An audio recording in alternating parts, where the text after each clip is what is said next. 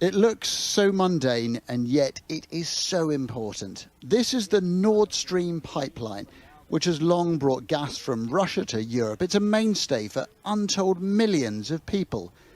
And now it sits idle, switched off by its operator, Gazprom, Russia's biggest company, controlled by the Kremlin.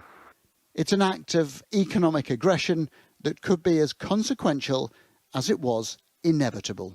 Putin will make a further step in cutting supplies. It would actually be a breach of contract, so we all hope that doesn't happen. It's clear that if it does happen, there will be consequences. But it's also clear that we have been getting ready for this risk for months. Therefore, we shouldn't let it threaten us. There are 5 main gas supply routes between Russia and Europe.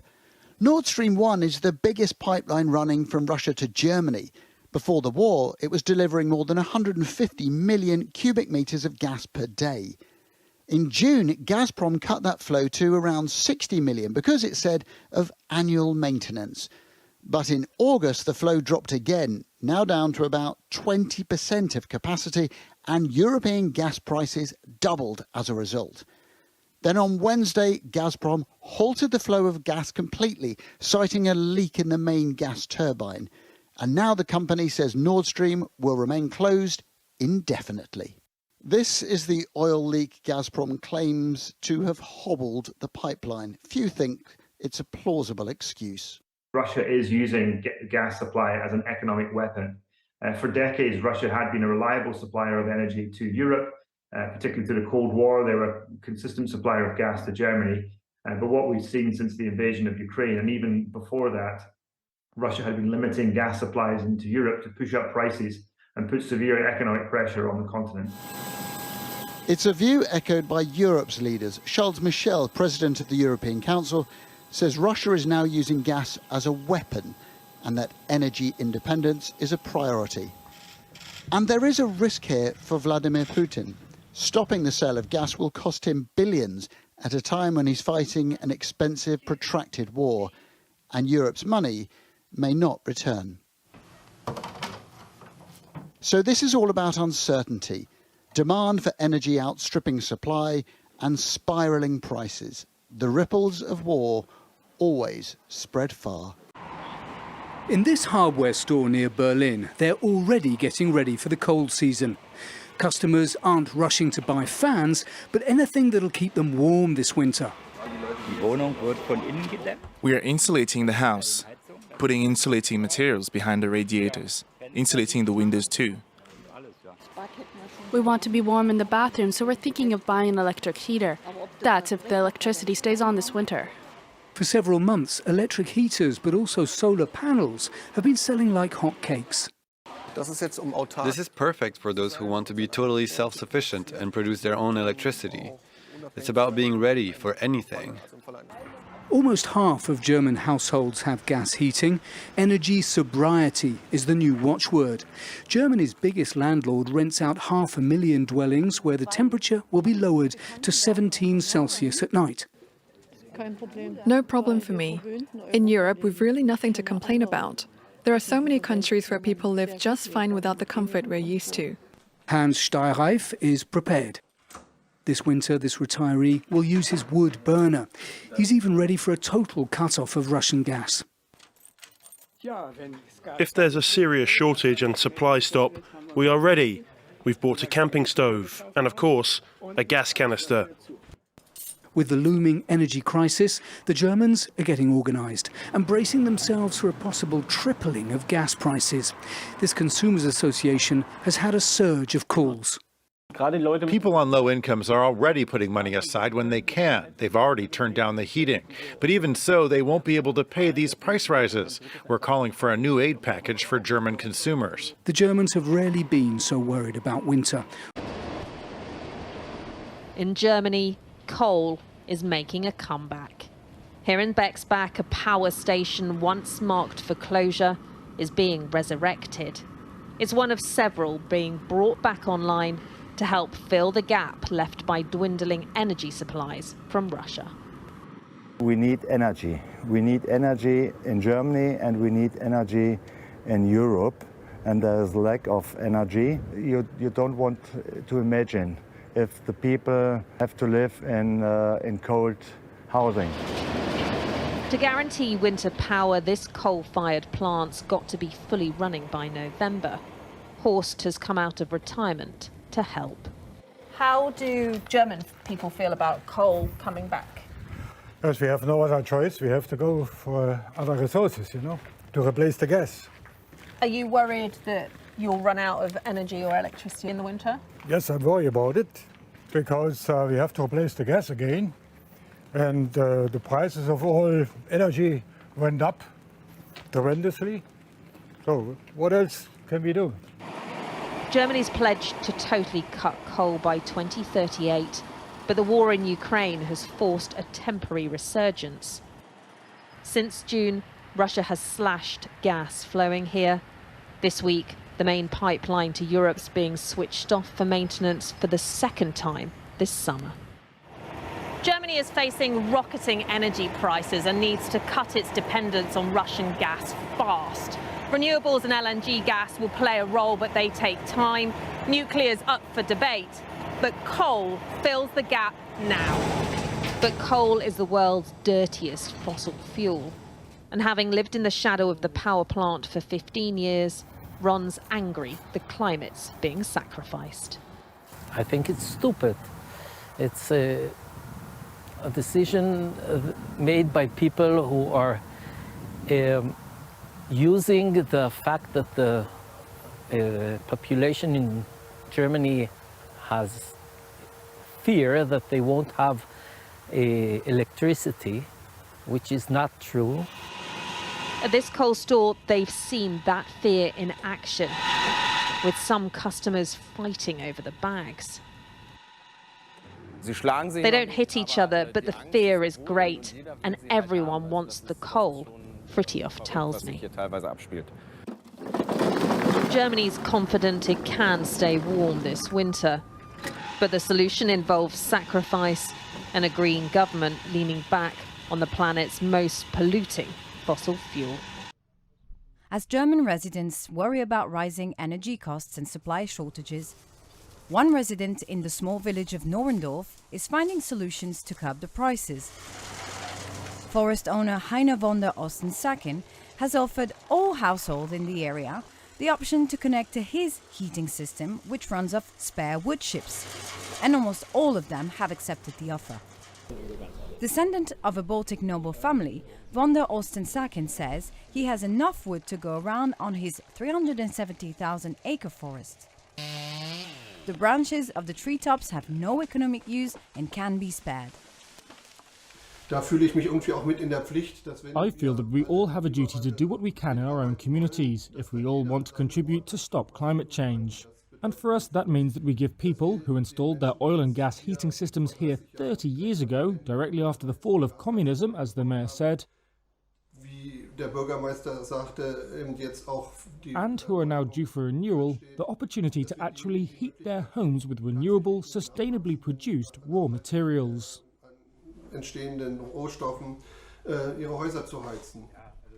Currently, about 50 households are connected to the local heating system. For local resident and homeowner Margit Muller, the initiative has been a success. The idea has gone down very well, so almost the whole village is taking part. And the village community is growing together as a result. We're really happy about that. Evidence of pipe laying can be seen all through the village, as the local heating network isn't quite finished yet. The plan is that customers will pay 12 cents per kilowatt hour for the first 5 years. After that, the price will be adapted to reflect the cost of the operation and will not be tied to fluctuating energy prices. If everything goes well, the boilers can be fired up in October. Poland prides itself on its potential for being totally independent of Russia for its energy needs. But there's a problem. It's a shortage of coal, not gas like the rest of Europe.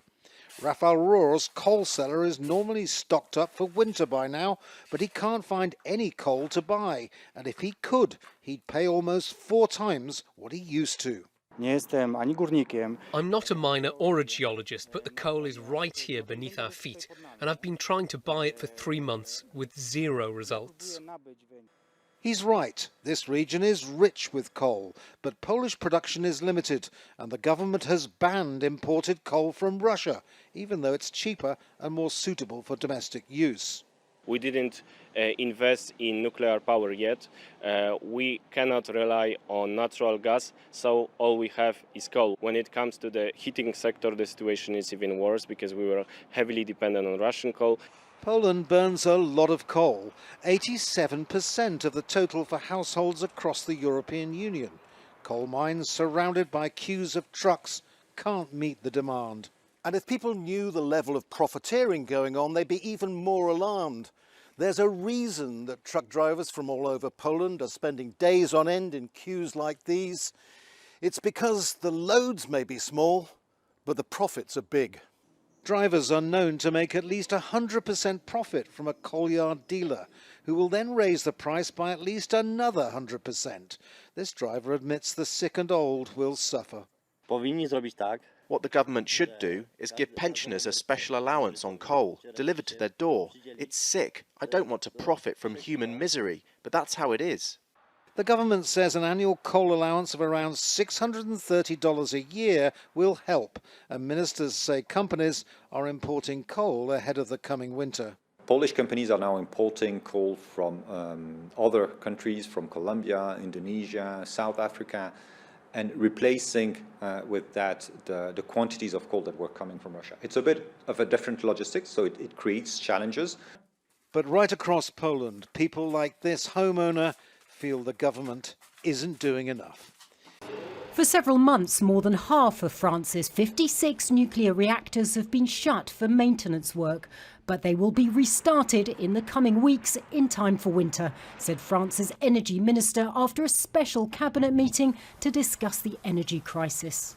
32 reactors are at a halt, including some because of corrosion under restrictions and others for usual maintenance. EDF has committed to restart all reactors by this winter. We are following the situation very closely with weekly briefings, and we are careful that this timeline is fulfilled. France is one of Europe's top energy exporters and relies on nuclear power for 70% of its energy needs. But the shut reactors have pushed up French power prices and fueled concern that France would not produce enough power for itself or its European neighbours as they wean themselves off Russian gas. But Panier Renachet says that in addition to restarting the reactors, France has made other contingency plans. The government has been anticipating the situation for several months. We have secured our gas stocks. They are currently at 92%. And so we can now say that we have almost achieved our goal 2 months in advance. The French President Emmanuel Macron had called the emergency cabinet meeting. Macron has repeatedly said that people in France must be prepared to face a difficult winter. Meanwhile, the UK is facing a colossal power crisis with blackouts and widespread fuel poverty creating a very difficult upcoming winter. With the UK relying on gas to heat 80% of all households and the supply of gas reaching emergency levels, as we know, across Europe, power bills have tripled and are predicted to go even higher. All those net zero promises by 2050 seem rather irrelevant at the moment.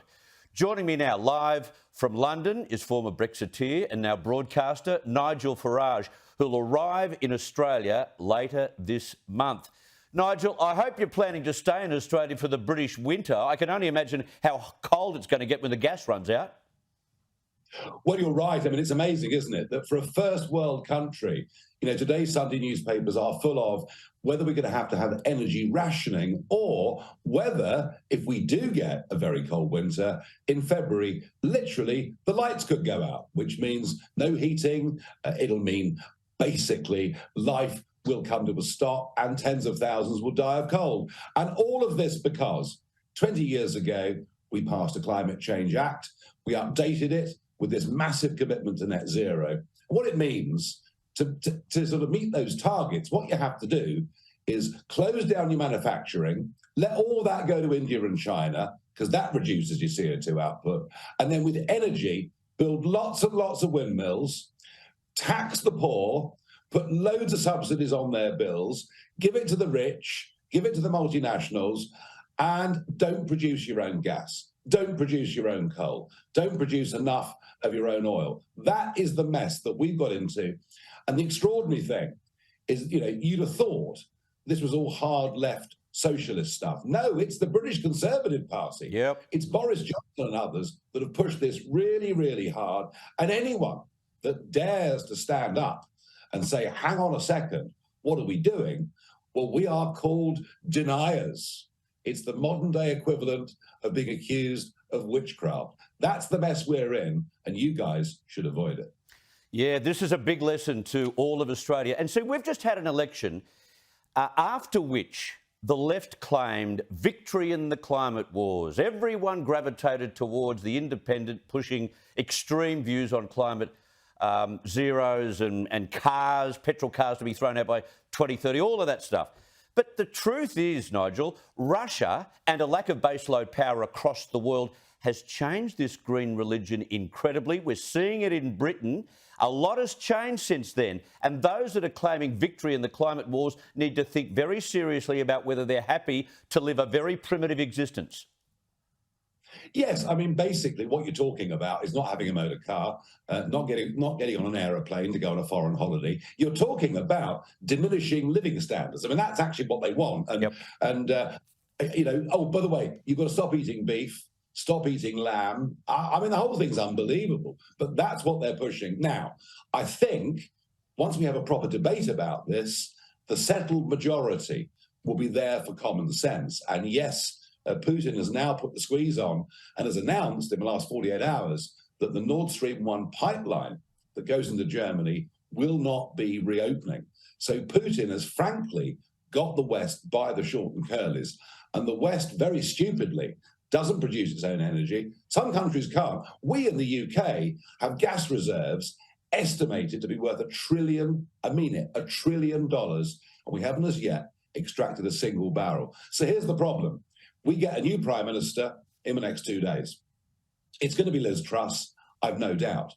Even if she says, right, I get it, let's become energy independent, it'll take a couple of years to get there. So goodness knows what happens between now and then. It has been a sweltering summer in Madrid, but as temperatures have soared, so too has the cost of fuel. So the Spanish government has mandated that offices and stores cannot set their cooling systems below 27 degrees Celsius.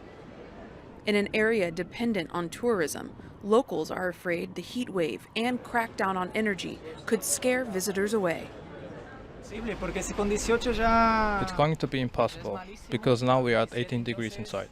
If we go up to 27 degrees, we're going to be sweating all day.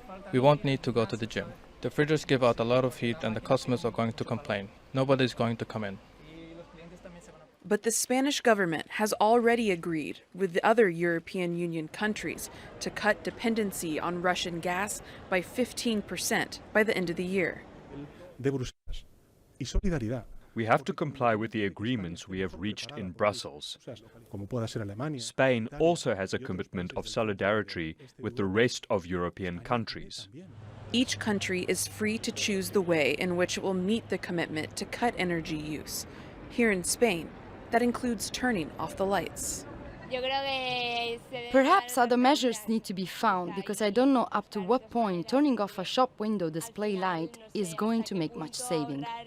Shops have to turn off window lights after 10 p.m. However, street lighting will not be affected. Why would visitors come? Because when you go out for a walk, what you want to see is joy.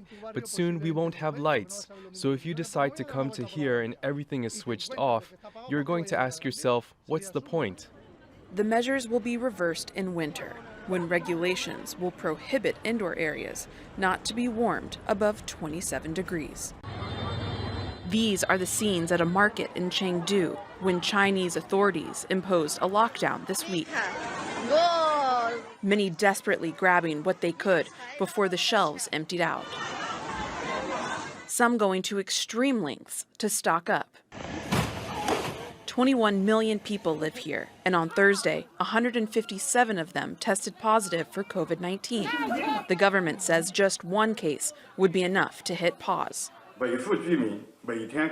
Essential services like supermarkets, pharmacies, and hospitals will remain open. Restaurants are only allowed to offer takeaway, and employees of those places should get tested every day. Every household can send one person with a negative test result to do their shopping once a day. Mass testing means long lines. Even the digital registration system keeps crashing, overwhelmed at the number of daily entries. But testing has to be done for people to be able to bring food back home to their families.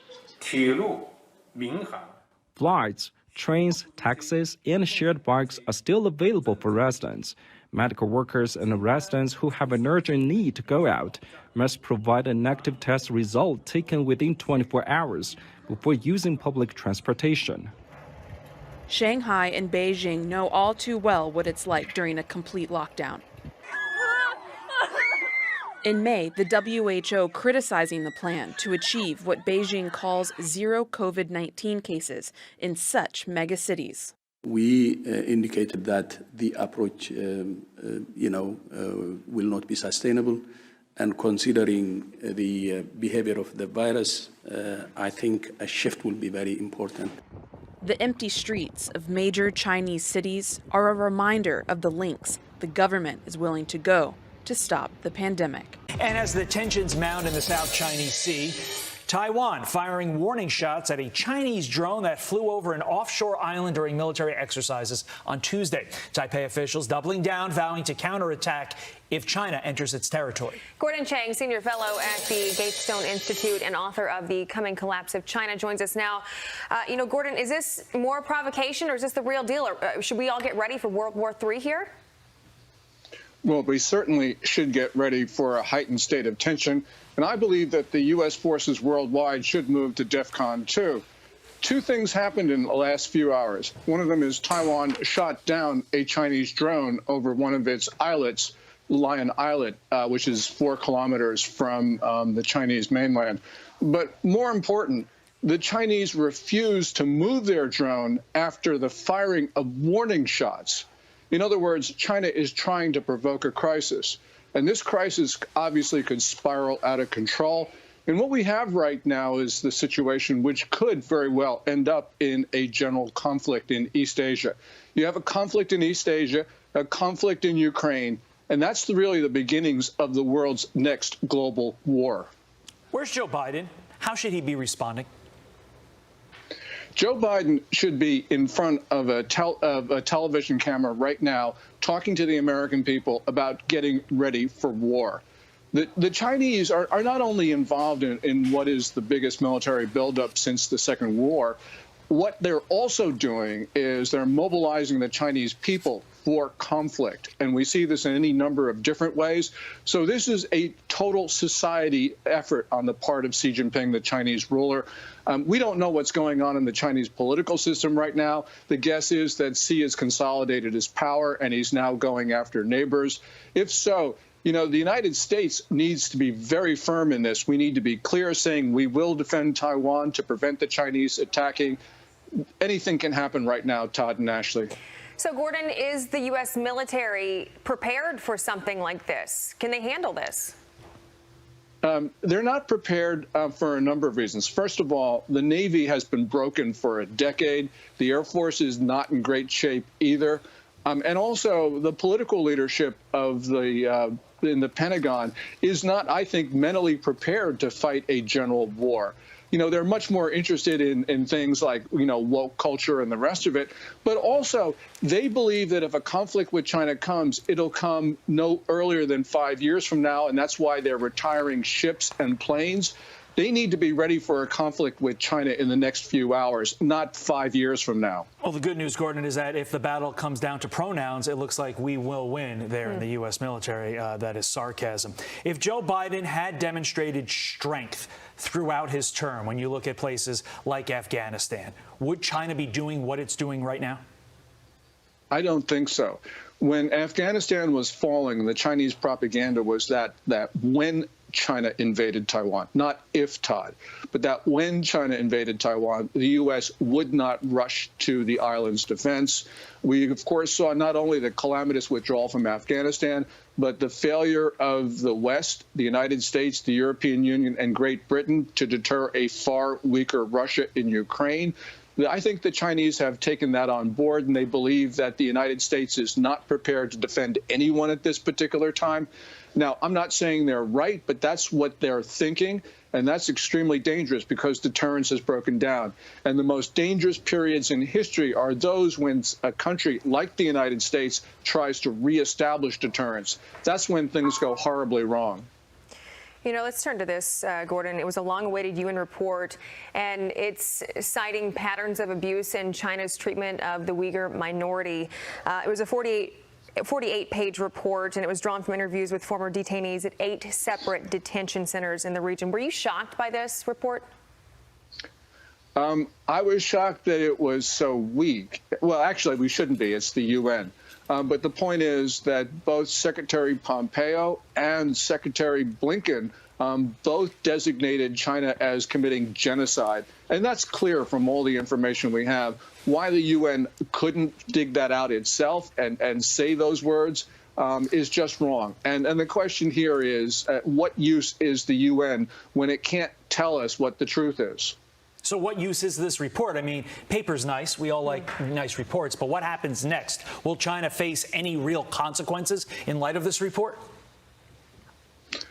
I actually don't think so, because Beijing puts its best diplomats on human rights, and we Americans do not understand the importance of values. And this is not just Joe Biden who doesn't understand it. It's also all of his predecessors as president.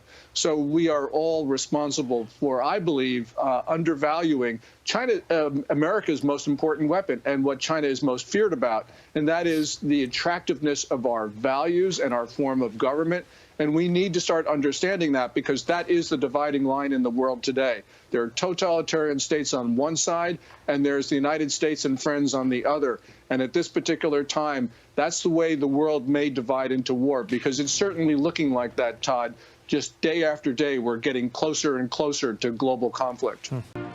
Speaking from Philadelphia, the city known as the birthplace of American democracy, President Joe Biden delivered a primetime address declaring that U.S. democratic values are under assault. I've come to this place where it all began to speak as plainly as I can to the nation about the threats we face.